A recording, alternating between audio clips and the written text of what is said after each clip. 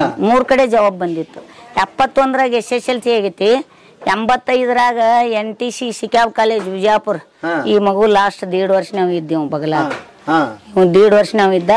ಇವನ್ ತಗೊಂಡೋಗಿ ಸಿಕ್ಯಾಬ್ ಕಾಲೇಜಕ್ಕೆ NTC training ಆತು